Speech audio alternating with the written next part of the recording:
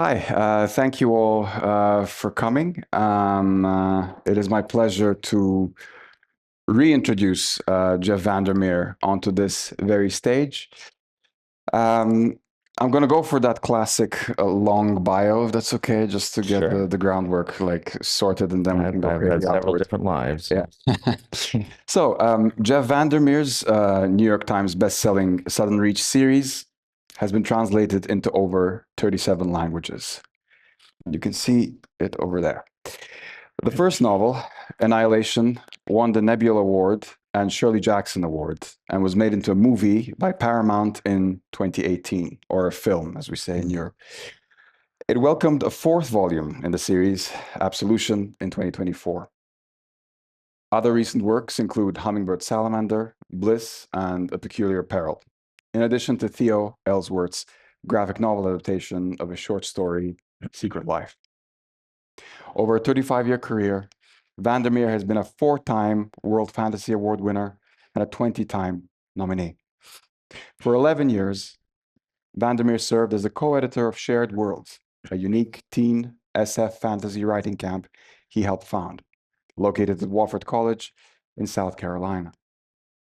Previous novels include Venice Underground and The Hamburger Cycle, which includes City of Saints and Madmen, Shriek and Afterward, and Finch, with nonfiction titles including Wonder Book, the world's first fully illustrated writing guide, and Book Life, the first career guide to fully integrate the internet into tactics and strategy. VanderMeer also co-edited, with his wife, Anne VanderMeer, groundbreaking anthologies such as Best American Fantasy 1 and 2, Steampunk 1 and 2, New Weird, The Thackeray T. Lampshead Cabinet of Curiosities, The Time Traveler's Almanac, The Big Book of Science Fiction, The Big Book of Classic Fantasy, and The Big Book of Modern Fantasy. Called the Weird Thoreau by The New Yorker, VanderMeer has lived in Florida since he was in middle school, attending the University of Florida in Gainesville before moving to Tallahassee in 1992. He frequently speaks about issues related to Florida, climate change, and storytelling, including at Vanderbilt, DePaul, MIT, the Key West Literary Seminar, Yale, and the Guggenheim.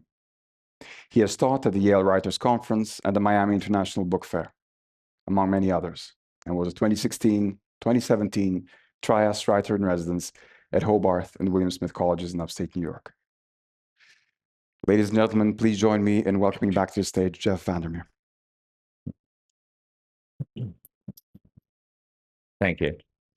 Now, Jeff, your fellow American writer and novelist and creative writing person, Chuck Wendig, not too long ago wrote a book called Gentle Writing Advice, How to Be a Writer Without Destroying Yourself. And chapter 3 of that book, it's a very short chapter, which is headed, But Do I Need to Write Every Day? It's a very short chapter, just 2 lines. And Chuck goes, nope, you don't. Next question. And then we go to chapter 4. It's a very inefficient use of paper, I'm sorry. Which is headed, But Do I Need to Write Every Day? Part 2, exclamation mark. And Chuck concedes, okay, fine, you want more of an answer than that. I'm picking up what you're laying down. I'll feed you my baby possums. He refers to his readers and aspiring writers as baby possums. But there's a footnote. And the footnote says, unless you're Jeff VanderMeer, who is a baby raccoon. I'm just wondering if you could explain why you are figured as a baby raccoon, and at least Chuck Wendig's imagination. Well, I guess when I started rewilding the yard in Florida and making it more amenable to, well, raccoons, at one point I took on the persona of various animals in the yard on my Twitter account because I basically have no brand except playfulness and trying to, kind of like interact with readers in a way that doesn't make them feel like they're being sold something, because I don't really want to sell something when I'm online. I want to kind of have fun, which I know sounds ridiculous given the state of social media, but I think I've carved out a spot for it where readers too, feel very willing to engage and to kind of sometimes even build worlds with me. Many times the fan art and other things that occur on social interaction with readers wind up being part of projects. So for example, some fan art for Born and also Annihilation were used by some of the foreign language publishers for the covers of those books. So sometimes the kind of imaginative play, becomes actually then part of the kind of established universe. And so that's really what that is about. And yeah, I don't know why Chuck particularly mentioned that. As for the writing advice, I tend to write in chunks. I'll write 20 or 30,000 words at a time and then spend a lot of time editing it. I don't necessarily write every day. So I do like the fact that in that case, he's saying something that I think is fundamentally useful, which is that every writer is completely different. Yeah, and it's something that you did mention during our masterclass Mhm. on Thursday. But joking aside, or maybe not joking aside, Mm. because humor and the absurd and the grotesque is very much intertwined with almost Mhm. everything that you do. Yeah. I do think there's some truth to the fact that hybridity is a big part of your Mm. entire raison Mhm. d'être as a writer. And I was wondering if you could speak about that in terms of particularly the Mm. Southern Reach novels, Mm. which are effectively, we can get into some of the Mhm. details of plot and narrative later, but which are effectively an exploration of our intertwinement with the natural world and Mhm. whether or not that separation is even worth making anymore. Right. So I'm wondering if you could, this jokey kind of association of you Mhm. and raccoons.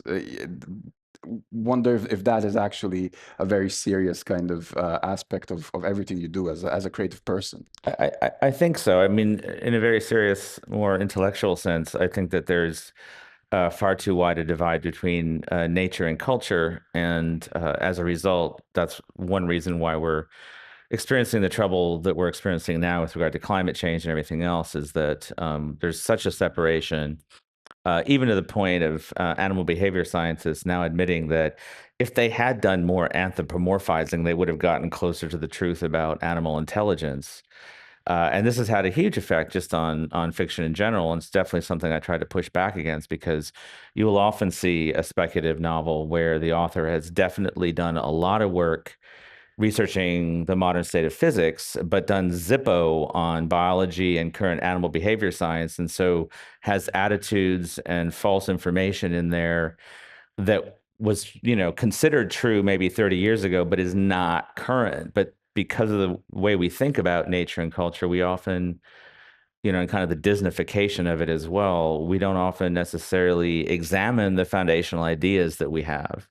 And some of them are very harmful. The baby raccoon thing was also a platform for which to give essential information, even locally in Florida. Like a lot of people, this is a very practical thing, but a localized thing. But a lot of people in Florida don't realize that if there's a raccoon out during the day, it doesn't have rabies. It's probably a mother just foraging for its babies. And that can result in, someone killing a raccoon if they don't know that.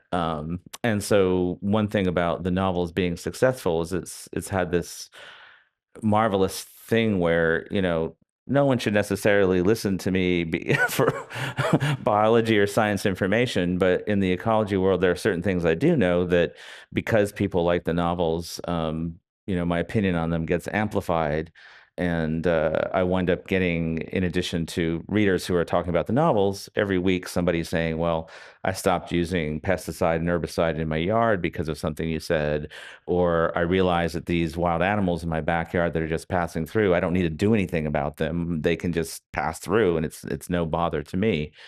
So I think that that's been one of the most unexpected effects of the novels, but it also kind of reflects what the novels are about. Mhm. So.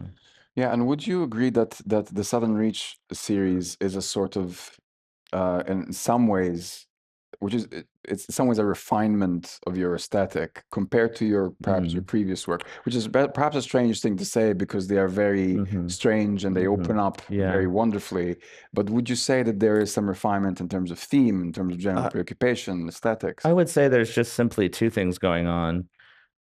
One is an inversion. The prior books required a lot of study of Venetian and Byzantine history, and then applying that in kind of a refracted way to a fantasy city, and then basically telling 100 years of history of this city through the eyes of characters affected by the major historical events.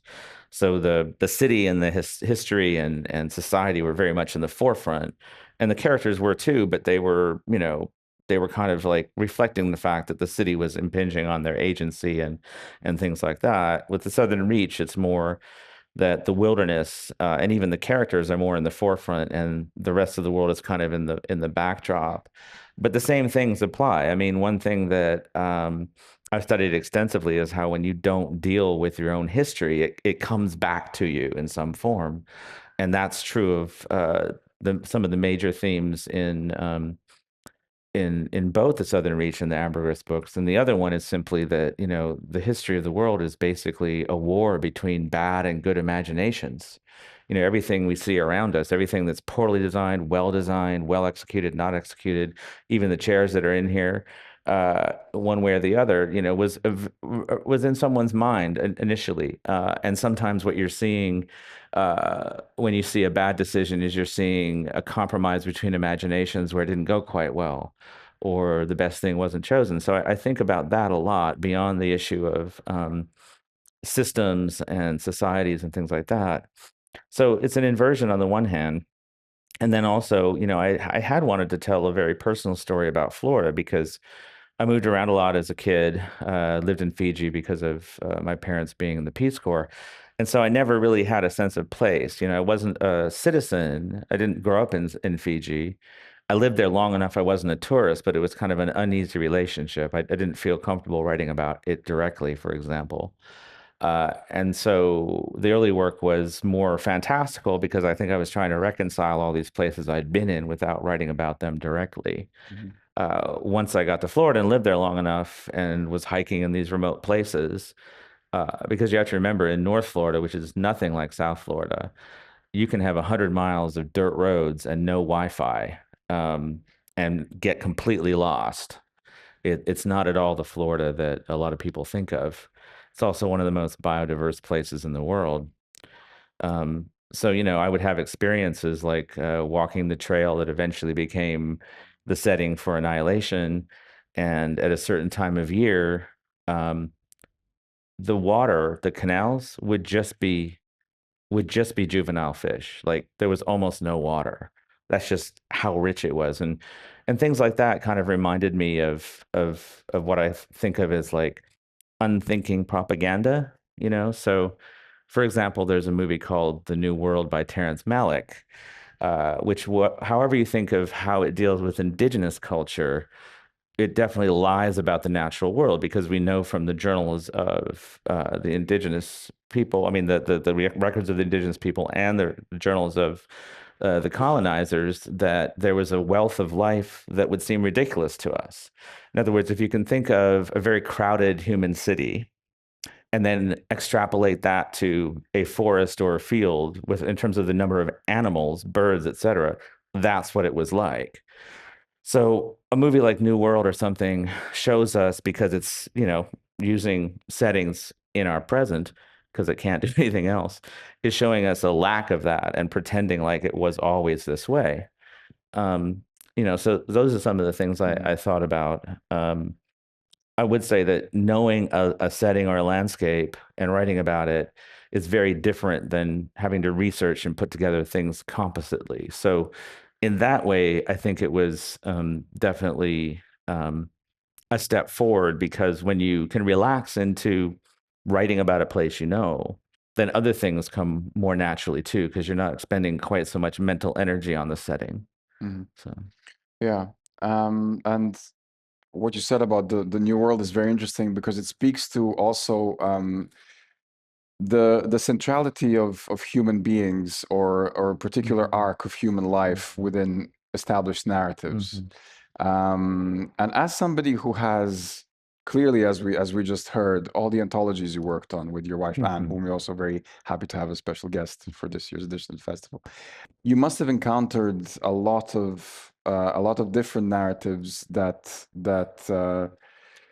perhaps graze past the natural world or represent the natural world in a particular way, or kind of always are always constantly reminding you of how the natural world is presented.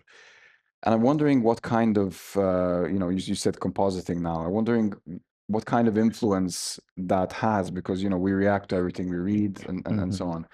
And I'm wondering whether the wealth of research that you've had to do for these anthologies, whether that kind of impacted you, both in terms of being directly inspired, but also wanting to write against some of the stuff you've read. Yeah. Well, I mean, first of all, one reason I write a novel is because I think no one's written the novel before, or to correct a subsidiary thing. I'm always thinking first of character and situation and theme, but then secondarily, is there some way I'm offering a corrective on what I see as a kind of unuseful impulse about the natural world or environmentalism in some other writer's work, which may sound uncharitable, but I think sometimes, I'm just a writer who likes to write the thing that I don't think another writer is kind of like doing. And I'm less interested in an idea I have that feels like it's too familiar and too similar to someone else's. I think, pursuant to the question, though, I'm sorry, I lost the thread on the question. Yeah, because I'm just wondering about the wealth of research and just Oh, reading you right. had to do Yeah. for the anthologies. Well, that's kind of a thing that it's not a one-to-one relationship. Um, Basically, short stories and novels teach you craft. They show you how to do things. They don't, for me, serve as influence on setting, place, character, and things like that. Like, basically, everything about the natural world in the Southern Reach novels is stuff I've experienced, or I've talked to some biologist who has told me their firsthand experience of a situation. Um, and I've also researched a lot of strange expeditions into the unknown in real life. And those are the things that interest me, and strange biology interests me as well, and strange life cycles of life forms, because I think those are really kind of interesting to then kind of reapply or translate into fiction. But doing anthologies like The Weird, it definitely does tell you, oh, this particular kind of trope or this particular way of writing about something has been done a lot before, or even more interestingly, it makes you really calm down about awards and competitive stuff like that, because you get this whole like breadth of human endeavor in writing, and you see just how much is outside of your control and how little things in the moment actually matter as to whether someone's read 20 years or 30 years later. So I think that it more has an impact in that way than directly. And so, people will say, oh, Area X must have been influenced by this novel or that novel. It's just not how it works for me. I know you absolutely love the comparisons to H.P. Lovecraft, for example. I mean, I know you're a huge fan of those. Well, yeah, because I absolutely just do not, I slide right off of Lovecraft, and I'll tell you why. Because first of all, I'm not a big fan of xenophobia, but Yeah, then that's a good also, point. he uses very fixed symbols. To me, they're very inert. And one thing about how I write is I'm searching, ideas come to me all the time, but the ones I discard are the ones where, oh, the symbolism seems too Freudian or Jungian. It's fixed. It's already expected. It brings all of this association in with it. And I'm not really interested in that. I want something fresh. So usually if I have some kind of symbolic image that also has a material presence, it's not based on any kind of existing system.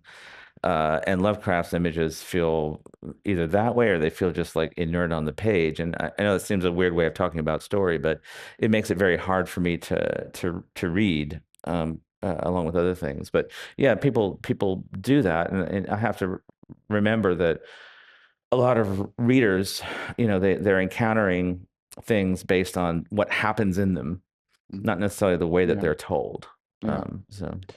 Yeah. So the theme for this year's festival is writing anew, which is a sort of which is primarily about change and transformation Right. in literature and in books. Yeah. And I must say, my team and I, your participation after your participation in the festival was confirmed that was a big part of it, was very influential in terms of selecting the theme as well.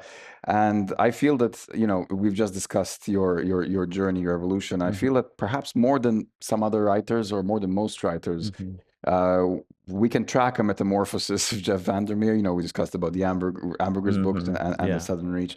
But I don't know if you agree with this, but I feel even within the Southern Reach itself, from Annihilation onwards, we see a sort of expansion out. You know, very simply, Annihilation begins as an expedition into this mysterious growing area X, by a team of by an expedition of various researchers of various disciplines, and their attempts at encountering and surviving and cataloging what happens there, and then it expands outwards into something larger.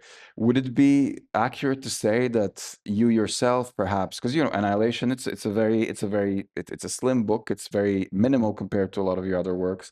It's the narrative is, even though it has moments of very very strange fugues and beautiful strange images, there is a narrative that is, you know, legible compared to, more or less legible compared to your other work. It was adapted for film, which we can talk about later or not. And was it like that for you, that you began perhaps in a slightly more familiar space, but then felt yourself almost relaxing into a more experimental space? That's a good question. I think so much is dependent on the character's point of view, the style, the tone, the rhythm of the words, what's noticed, what's not. I basically become a method actor, and I kind of subsume myself in the person that I'm writing about. What that means is that although the books are very, very tightly plotted, what the character may know or be able to experience may not be the full picture. I also like to have very intense interiority, and when you have interiority that close, it can sometimes seem a little overwhelming or surreal. With regard to the Southern Reach, it's just simply that I do not like to write the same book twice. And so, you know, the second book is really an expedition into the bureaucracy of the secret agency that's exploring or trying to figure out Area X. And for that reason, it had to have a very different form. It has a lot of black humor. If you ever worked for a bureaucracy, I think you'll recognize it. It's definitely an abrupt shift from Annihilation, you know, which is definitely a book that, you know, reflects my experience hiking this one trail in addition to everything else. You know, and so in a weird way, both are about my lived-in experience expressed through characters that are not myself. And then Acceptance kind of expands further, where it has multiple narrators. What I would say is that, you know, all three books came out in the same year in the U.S. I thought it was a brilliant strategy. The first book did fine, and then the second book came out, and suddenly the first book was doing great. And then by the time the third book came out, the second book was doing great. It just kind of was this great feedback loop. But it's not like I had, you know, read a response to one book and then a year goes by and you have the other book out. When I wrote Absolution 10 years later, I had received by then permission from readers to just kind of go for it, because readers had basically told me that they loved the ambiguity of the books. They loved the fact that I was leaving room for their imaginations, and they were having to kind of fill in the gaps and come up with theories as to what was going on with Area X, and what was going on with the secret agency as well, because it's a very paranoid organization. And so when I wrote Absolution, it kind of was the generosity of readers allowed me to just kind of go for it and become, I wouldn't say experimental or weirder, but there is much more uncanniness per page than the other books. The other books, if you really read them, are mostly very mundane things happening about 80% of the time, and then 20% of the time, very strange things.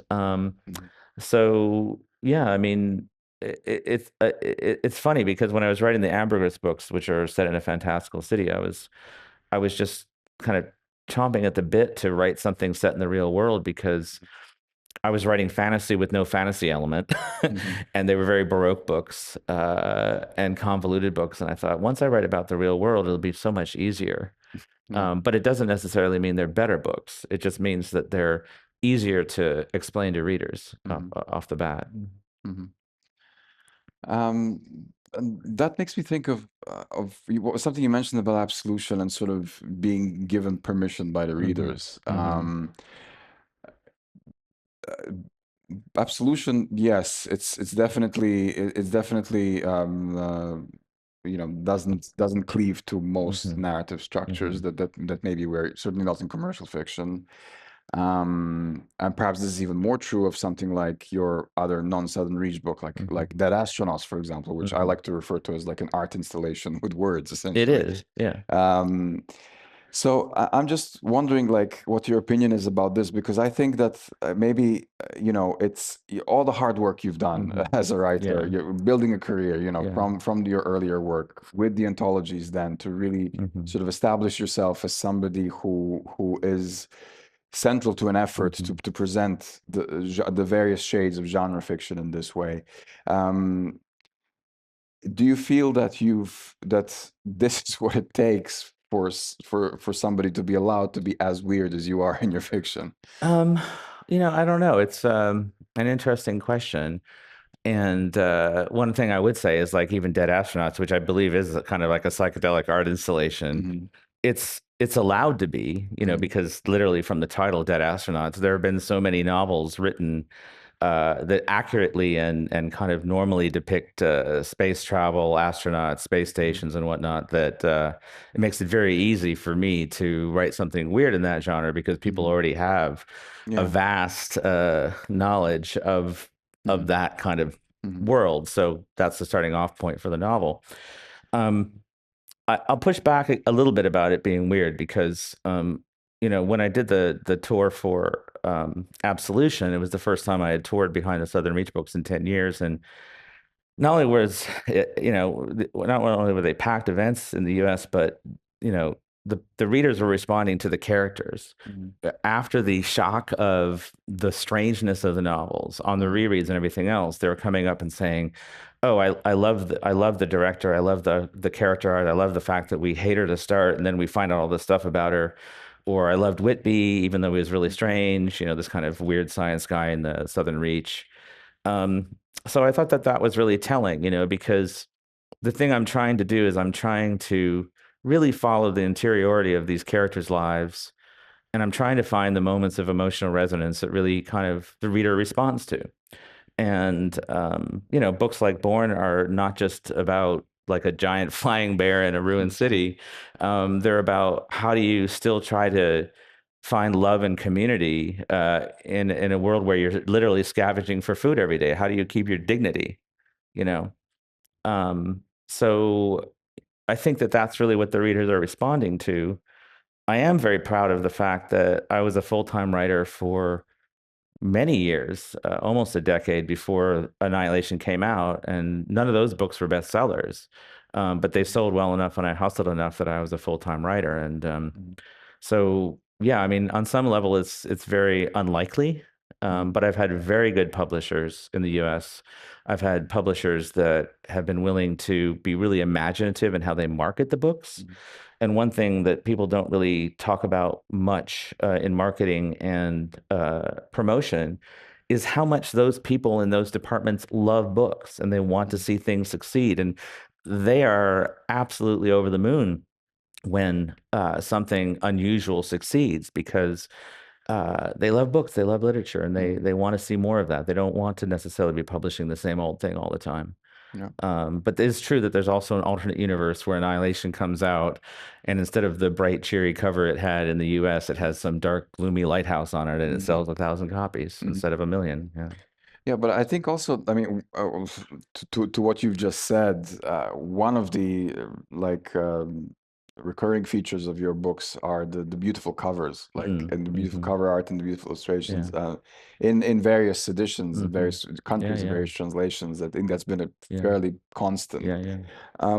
So I'm just wondering, is there something within in your writing that you think brings out the best in these designers, or is it maybe your own visual Hmm. sensibility? Because I think even City of Saints and Madmen, Yeah. had a heavy Yeah. graphical element, a play, Yeah. ergodic element Hmm. to it, which obviously contributes to that experience. Yeah, I think the initial covers were so great that the other publishers really felt that the gauntlet had been thrown Yeah, down. yeah. But it's also true that I have final approval over all the covers, and I do actually exercise it even on the U.S. editions. I think one advantage of growing up with a mother who is an artist is that I do have a really good visual sense, something that comes out in the books. I have run a publishing company, so I know how to talk to an art director. Yeah, yeah. And so, there's a nice synergy usually. I like working with art departments because I like working with artists. I like working with designers. I like living in their world for a while. So it's a really nice arrangement. Yeah. I mean, what you mentioned as well, this is another thing about like what we said about the anthologies and doing the work of gathering all these stories. Yeah. But also, yes, running a small press and all that. That probably gave you a particular perspective Oh, yeah, on the absolutely. publishing process. How much of that do you think has changed in the meantime, especially for smaller presses in the US and other areas you might be familiar with? Yeah, I mean, at some point, every writer loses kind of a view of the street level. It's inevitable. And that's the point at which you have to stop pontificating about what you think you know about the current scene. I do think it's a tough time right now. A lot of magazines that are online, for example, for short fiction, crowdsource funding to be able to pay their writers. And so it's kind of uncertain as to what their actual subscriber base is, what the interest is. What I would say is that when I started out in small press, it was fairly chaotic. It was pre-internet, and there were a lot of shenanigans going on. So when I first sold City of Saints, for example, I sold it to a publisher who became a born-again Christian after buying it and insisted that I change the characters to analogs to the Old Testament, and I had to withdraw the manuscript. And then I sent it to another publisher, and they were like, "Well, we'll publish this." And this was a fairly good publisher. They published Joe Hill's first short story collection, Invisible Cities Press. And they said, "Well, we like it, but we want it to be set in Paris in the 1800s instead of a fantastical city. If you would just go back and rewrite all 500 pages of these so it's actually set in Paris, we'll probably take it." And then another publisher, I'm not kidding, took it, but because the publisher was also an artist, he wanted to illustrate it, and he wanted me to change the stories to match his illustrations because he wanted to change a few things. So I had to withdraw it from there. The worst case, though, in small press for the same thing, City of Saints, by this time I kind of had thought maybe publishing was not for me. I sold it to a publisher in the UK. He asked if he could do a limited edition. So I gathered money for pre-orders from friends and fans, sent it to him, heard nothing for 6 months, and then got an email from him saying that he actually had spent all the money on his honeymoon, that he was currently on his honeymoon, and that he couldn't give it back to me. Around the same time, I started getting threatening emails from his lawyer from a Hotmail account that actually turned out to be him saying, "Don't pursue the matter." And then sometime later, I discovered. Each moment I need to recharge my. Sure, recharge your battery. Yeah. Do you need some water and some food too? Yeah. I'm about to morph into an alligator thing now. But in any event, 6 months later, I learned that he actually had checked himself into a sanitarium for a nervous breakdown because he had been bilking so many people out of money that he was very stressed. So my experiences with small press are maybe not indicative of what they were like back then. And then I was just very lucky to stumble into a publishing agreement for that collection, which wound up to being a finalist for the World Fantasy Award after that. But it almost made me quit. I guess one thing that it taught me is that it gave me enough scar tissue and enough experience that when I had adversity later on, it didn't really affect me that much because I'd already experienced these really bizarre situations. Yeah, well, notwithstanding all of that, we've got your work. We've got Absolution. I'm sorry, I can't think of a better segue. We've got Absolution. You've done it. It's out. It's the fourth book in the Sudden Reach. Sudden Reach series, and I was wondering if you give us a bit of a taster. Sure. So these books are all, for those who haven't read them, about basically this agency called the Southern Reach investigating this Area X where an invisible border has come down and very surreal things are happening inside the border, and the border seems to be expanding and threatening the rest of the world. Absolution is both a prequel and a sequel and contiguous with the first three novels. They're very sneaky novels, not a novel to be trusted. Um, and the first part is set 20 years before Area X occurs with an expedition of biologists where things go terribly wrong. And it turns out that Central has been kind of meddling, the secret agency has been meddling and conducting experiments on this expedition of biologists to the Forgotten Coast that they don't know about. And then the second part is set 18 months before Area X with a secret agent from the agency sent to the Forgotten Coast because strange things have started to happen that are kind of a precursor to the border coming down.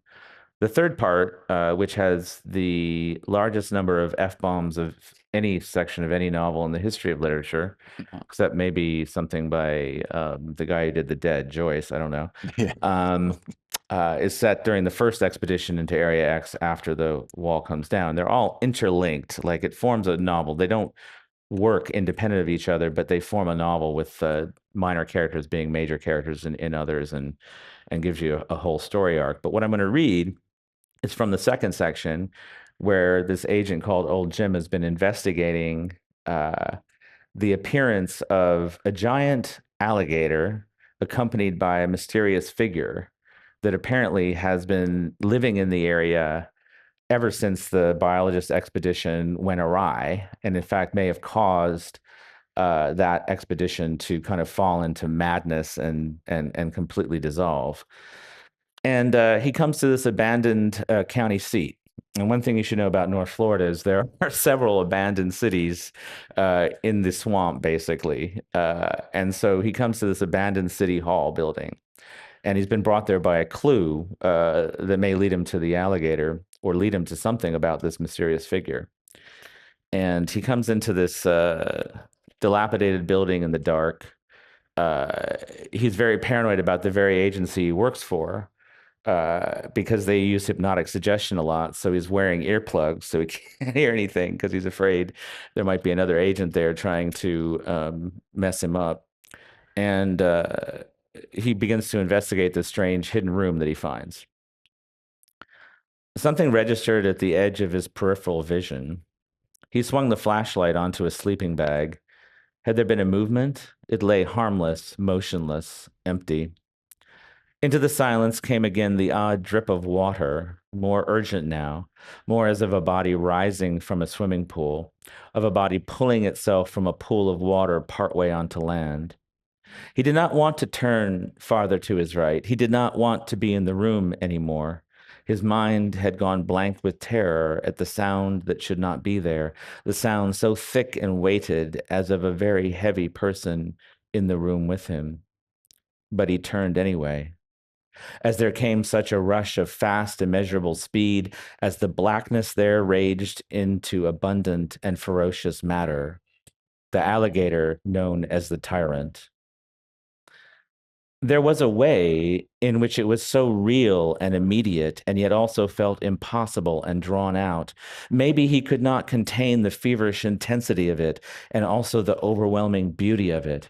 How he could be reduced down to his bones by fear, and yet also feel so alive.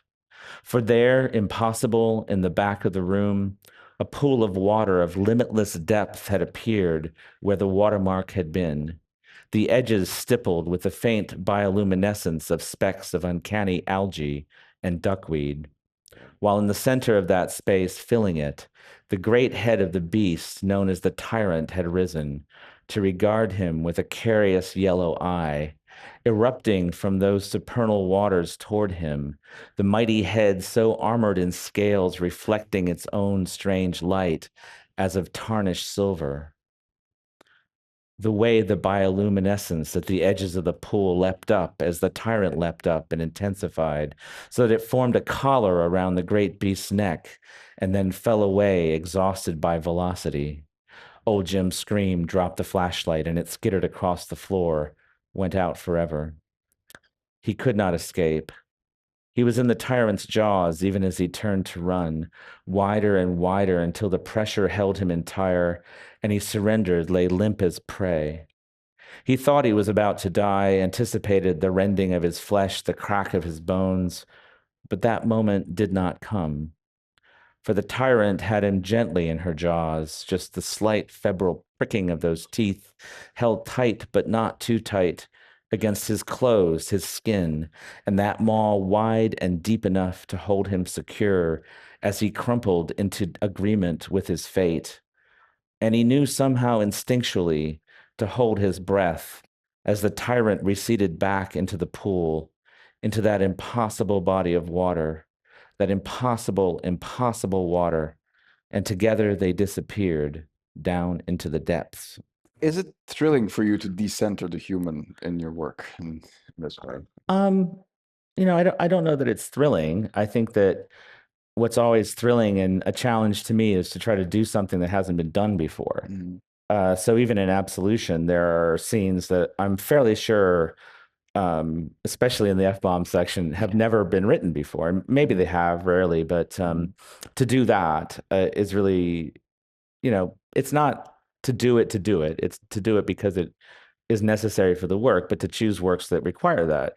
And a lot of the time that does have to do with the non-human, because you're trying to describe something or use senses that are beyond the human and try to depict that in words, which is impossible. But you try to get to a place where the reader really is somewhere they've never been before. And some of the best novels that I love and have read, they do that. They take you somewhere strange or different that you're not familiar with, and they make you understand it. They make you live in it, and I think that that's a really valuable thing sometimes, especially in a world where we seem so siloed. We seem sometimes so rigid in our foundational ideas about what the world is, to try to find a fluidity. So. Yeah. Well, I think we can open up to questions from Okay. the audience, Yeah, sure. if that's anybody. Questions, concerns, issues, but they have to be in the form of a question. Yeah. And if there are no questions, I will sing. I know only one song, White Christmas, and I'm a terrible singer. So it's on you now. Anybody?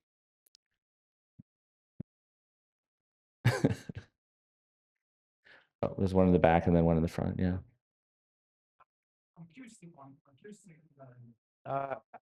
Yeah, it's on now, I think. When you plan out a multi-book series, how fully formed is the overall story arc when you start, Yeah, yeah. as opposed to where you end up? Yeah. Well, things can change, obviously.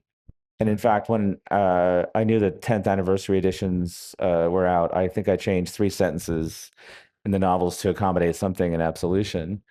But in terms of like the overall arc, I think there has to be some sense of mystery for me too, and discovery and exploration. So, depending on the series, I need to either just know what the characters know, and I need to just kind of follow them and be surprised when they're surprised, and that's what gives the writing life.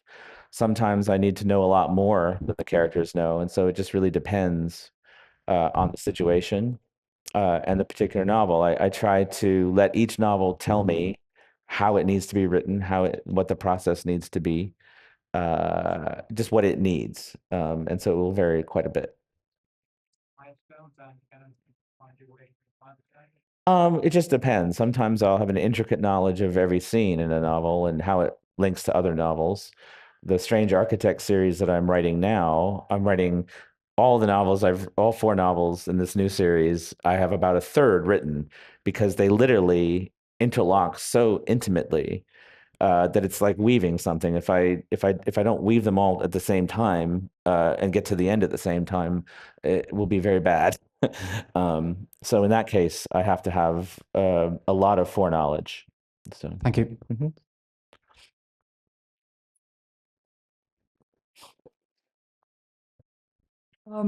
What I wanted to ask, since the series is so full of extremely surreal imagery and things that are very hard to describe in words because even the characters don't know what's happening, so describing them and comprehending them is almost impossible. Which one of the scenes would you say it was the hardest to get down into words? in the Southern Reach series? Yes. Well, I mean, I wrote a much longer series of the crawler and the tower tunnel, and then winnowed it down. And basically there I was like, oh, okay, it keeps kind of changing. So we'll have a very tactile feel, but that will keep changing and that will kind of make it kind of confusing, but it'll also make it more real as to what the experience is of encountering something that's so incredibly, beyond our comprehension.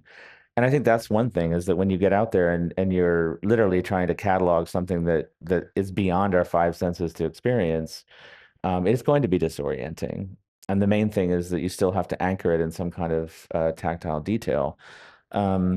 What I would say is that sometimes it's very easy, like the last section of this novel, from the point of view of this guy who's high on these anti-anxiety drugs and can't stop saying the F-bomb. For some reason, the absurdity of that allowed me to get to some very transgressive and strange places very easily. And I still don't quite know why that is, but something about the dark humor of it helped a lot. So sometimes, I'm also kind of living in the scene as I write it. So I'm experiencing that same disorientation and just trying to record it, so to speak. So Thank you.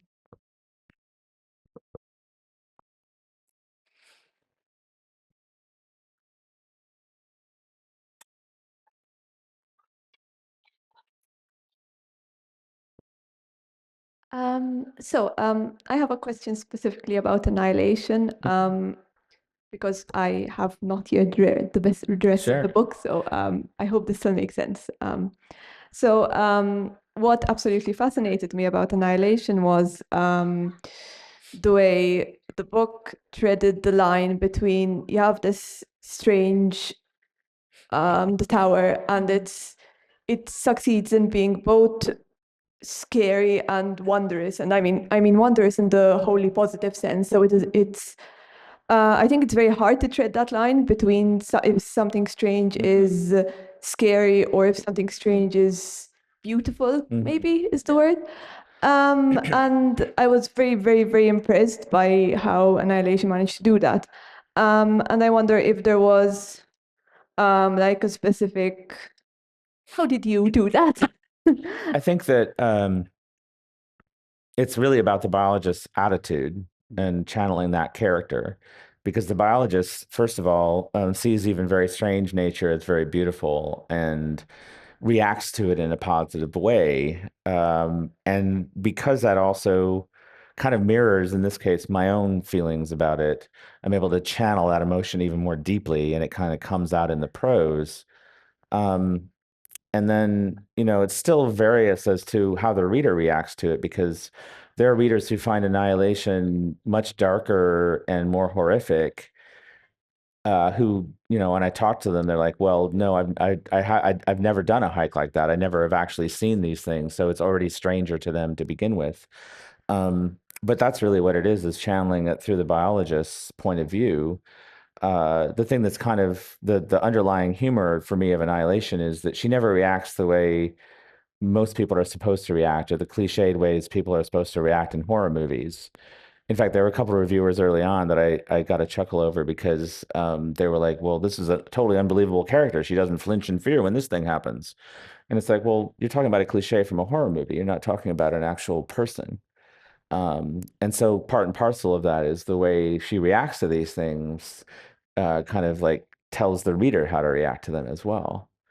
And, this also just applies in general to nature. There are a lot of beautiful things that I think are beautiful in nature that people react to, either because they don't know more about it, or they just have a different view of nature as being scary or being, whatever. I mean, I once encountered a Florida panther on the trail in Florida, and it was a wonderful moment. I mean, it was a lack of control moment. I'd hiked for 14 miles and there was no way I was going to outrun this thing. So I was either going to get killed or I wasn't. So that decision was off of my plate, in terms of what I was going to do, so I could just enjoy it.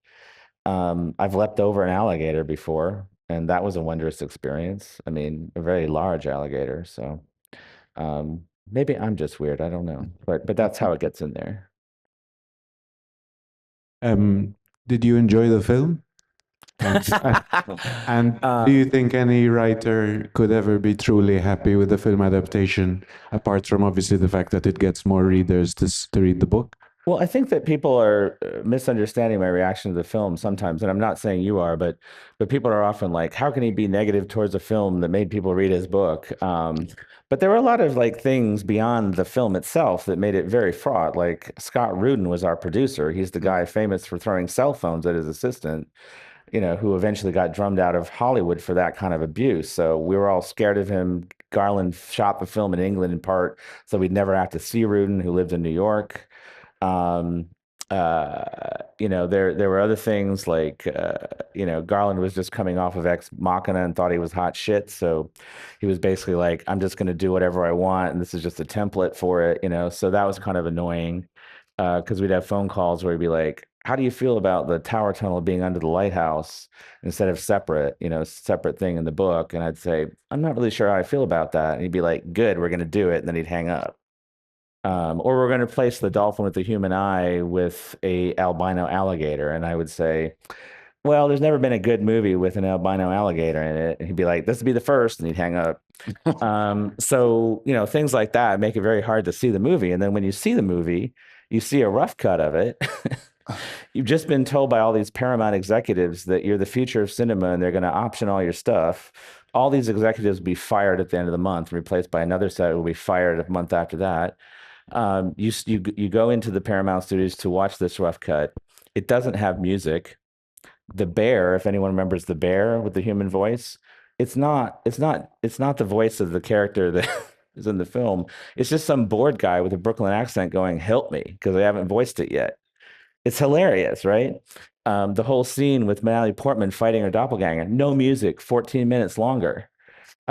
Which is when you learn the difference between comedy and drama, which is to say, at first it's very awkward and kind of chilling, then it's hilarious, then it's chilling again, then it's just boring, then it's funny, then it's and so I can't say I've truly seen the film because you have all these overlays, and then you visit the set. And you have this surreal experience of the director saying, well, I haven't read the second and third books, but Gina Rodriguez and Tessa Thompson asking you very complex questions about the second and third books because they've read them and enjoyed them. So there's a huge number of emotions I have about the film. What I will say is I think the third act is brilliantly surreal. And the scenes inside the lighthouse and the way he finally cut the scene and put the music in for the doppelganger scene is pretty brilliant. There are things about the movie that make no sense to me, though. One is the affair with an actor who's on stage for like 2 seconds is one of the more talented actors they could have chosen for this throwaway affair that makes no difference. And then the scene with the alligator, which is one reason I have an alligator in here as a rebuttal, where one scientist says to another, do you think a shark could mate with an alligator? And granted, one of them is a psychologist, but I do not think two science professionals one would say that to the other, and the other seriously entertain that question. So I think it's a very interesting, non-commercial, weird movie with a lot of things that are cool. But again, it's very hard for me to see it entire myself in my head. My wife tells me it's great. You also famously reviewed Alex Garland's subsequent film. He did a movie called Men, and which I think is probably one of the worst pieces of cinema I've ever seen in my entire life. My review, I think, is still online. But anytime I'm commenting about this stuff, I'm basically punching up. I'm not punching down. It's not like anyone in the film industry cares whether I liked or didn't like the movie. Talking about movies. I'm sorry. You mentioned you're interested in animal behavior, animal parasites. What do you think of the Alien? Have you seen the Alien movies? Oh yeah, the Alien movies. I think the first Alien movie is a masterpiece. I think the parody of masculinity in the second has become the thing it parodies over time. So I can't really watch that movie anymore. The third one, On the Prison Planet, I just don't like movies set in prisons, so I didn't respond well to it. The fourth has so much weird alien milk in it that it was disgusting to me, and I almost threw up. And the latest series is something that will be studied in film classes forever and dissected for the 2 good episodes and then the outrageously terrible blocking of the rest, including, I guess they ran out of budget because at a certain point there's like a large window and you can just tell they're just running like half of an alien on a dolly past it. And it looks completely fake. It's just, oh, it has no legs. I guess this one is on wheels. It's just a terribly bizarre and inconsistent franchise. Oh, absolutely. Yeah, yeah. Well, I mean, anyone like Geiger who has a train running through his house that looks like the set of Alien has a thumbs up from me.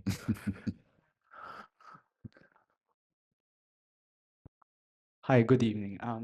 So you said you write about 20,000 words a day, which is crazy. Like some other authors can really take advice from you, especially waiting for 14 years for a sequel. But what's your sort of motivation, or how do you not force yourself, sort of put your mentality to write that much words? Or like, do you have it already planned, or is it as you go along? Because for example, I find it difficult to write, for example, 2,000 words at once. Like, how do you go about your process in writing? Well, I don't write 20,000 words a day. I'll write 20,000 words in a day, and then I will look at that for a week and not write anything. So I just allow myself to try to write. Sometimes you have to grind it out, but sometimes it's better to just wait until you're inspired. I don't know. I've learned to write non-sequentially. If you think about what you're writing, at least for me, if I think about what I'm writing long enough that it forms a coherent structure and I really have a great sense of exactly what the flow of the story is, I can write non-sequentially whatever I'm passionate about because I know I'm not going to have to go back and smooth it out because I've already got the story entire in my head. What I would say is maybe what your question gets at is, where do ideas come from? Because what I have done is train my subconscious to give me a lot of ideas. And the way I do that is I just write down every stupid thing that comes to me, no matter how ridiculous it seems. I don't edit that at all. I write it down on note cards. And as a result, I tend to get a lot of ideas. So often I'll have maybe 5 to 10 ideas for novels, and enough of a spark that I can start on something, put it aside, think about it, come back to it. So the other part of your question really is, if you have multiple things going on at once that you're passionate about equally, then if you get stuck on one or not inspired, you just work on the other one. But I'm not a big proponent of saying you have to write every day. Every writer is different. It's more about finding the thing that you love to write and it interests you, so you are motivated to write. And then also I would say love revision. I've come to love revision quite a bit.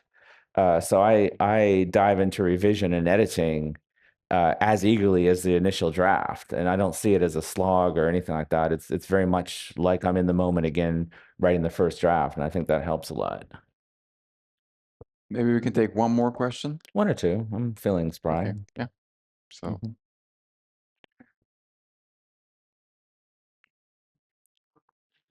Okay, my question is related to Annihilation and 2 particular scenes which have the written words as protagonist. So there is that scene with that creature whose words materialize, and the other scene where, which I really liked for also professional reason, with the journals found in the lighthouse. And since your literature, the trilogy is focused on this, yes, post-human kind of anthropological setting, but also give a lot of space to human. So this contrast between post-human and human, which role has the written word for your characters? Yeah, it's an interesting question because there's actually also a lot of refracted philosophy in the dialogue that's kind of misunderstood by different characters. And so, with the words on the wall, it's very difficult to kind of, I had to kind of interpret them after the fact because they just came to me in a dream. I'm so lazy as a writer, most of my ideas come to me in dreams. So and then the journals, I do, again, I feel like it's a physical manifestation of this idea of the weight of history and our misunderstanding of it or not dealing with it. And I thought it was a very potent image. It was a very kind of poignant image. It was like freighted with kind of like human lives, kind of caught up with it. And then even also the words on the wall, they are, in a sense, once you find out their origin and who wrote them and under what conditions. But there's actually, whole conversations about linguistics in the second book. And I am fascinated, I think, and this may not really get to your question, but I am fascinated at how people talk past each other, how they misunderstand each other. I mean, I do it myself. How they talk over each other, how they don't receive the same words the same way. And so those are probably the most, I don't know, like the most in-your-face examples of kind of like, what is communication and what form does it take and when does it become history or when does it become like a sedimentary layer and how do we perceive that? But a lot of these things are very instinctual to me too. I think the fact that I read a lot of historical theory for the Ambergris books and it became kind of a sedimentary layer, and there was a lot of linguistical stuff in that as well. Just means it kind of comes out. But it's something that I'm always kind of interested in for sure. Any more questions? One last devastating question. Yeah, just one more, guys. Come on. Yeah. Something Come to on. Come on. close off in style. No All pressure. right. Yeah. If it's a terrible question, I won't say it is. Yeah. Oh, it's brilliant, don't worry. I'm sure it is. Yeah. Thank So you. you talked about like having a good structure to your stories, but Yeah. I wondered if there was kind of room for surprise. I've heard another kind of author talking about when he was writing, he almost described it like a seance, and he lets characters come through and they have their own voice. Yep. I wondered what you kind of thought about that. Yeah. So when I talk about having structure in place, it's because I'm aware that the way I write is sometimes fairly rich or lush and surreal. And so I feel like I have to have a fairly structure in terms of point of view and things like that as like containers for this so that it is plotted, it is directional. It's not a fever dream or a prose poem. But you're absolutely right about the characters. I very rarely know exactly what's going to happen in a scene, the important scenes, and I don't necessarily know what the interactions are between the characters. In Absolution, I had a scene that wasn't working at all between two agents, and I realized, oh, it's very secret agents. It's like it needs to be in there, but it's like a scene you've seen 1,000 times before. It's one agent briefing another agent on a set of file folders of information. And then I was like, I'm just going to have the one agent set it on the other agent's porch and light it on fire and walk away and see how that changes the scene. Maybe I'm not going to leave that in. It changed the scene entirely because suddenly I realized all the motivation that this person had for setting it on fire, how much they disliked the person they were giving it to, what the whole history was. So absolutely. And there are pivotal scenes like in Authority where this guy's investigating the strange storage room. I had no idea that this is maybe it's been out 10 years. I had no idea that, until I wrote the scene, that from the shelves behind him, there was a little person curled up and that his hand was going to come out and touch the back of the guy's head. And when that happened, I just about lost it myself. So often I will have a sense in the moment of awe or horror or whatever, because something happens that I didn't know until that moment. And it's mostly because of channeling the characters into that moment. So I completely agree with the comment. But you also seen a lot of comments about how the fiction seems very surreal and all that. And that's why I feel like I work extra hard on plotting and structure, just simply because otherwise the stuff will kind of like not be anchored well enough. So you gave a for that jump scare question. to yourself, I essentially. gave a jump scare. And also I would say the jump scare in Authority is one of the very few jump scares in fiction because it's very hard to do in words Yeah, as opposed to on the screen.